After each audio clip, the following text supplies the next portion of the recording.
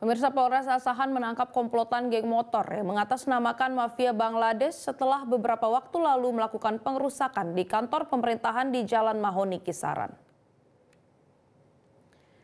Inilah 7 orang anggota komplotan geng motor yang selalu meresahkan warga kota Kisaran.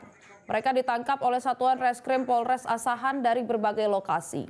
Dari 7 orang tersangka yang ditangkap, 2 diantaranya masih di bawah umur dan masih dalam proses penyelidikan.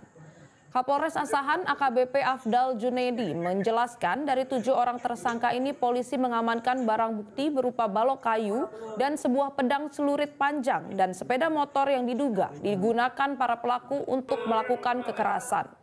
Sebelumnya pada Sabtu 14 Desember 2023 lalu, puluhan kelompok geng motor ini melakukan penyerangan terhadap kantor Dinas Badan Keluarga Berencana, Perlindungan Perempuan dan Anak Kabupaten Asahan.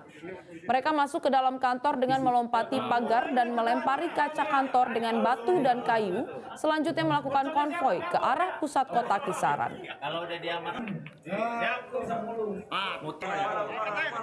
Kita bisa mengamankan 7 orang tersangka dari geng motor dengan nama geng motor adalah mafia Bangladesh yang jumlahnya 7 orang. Sudah kami amankan 3 orang dewasa. Jelajahi cara baru mendapatkan informasi. Download Metro TV Extend sekarang.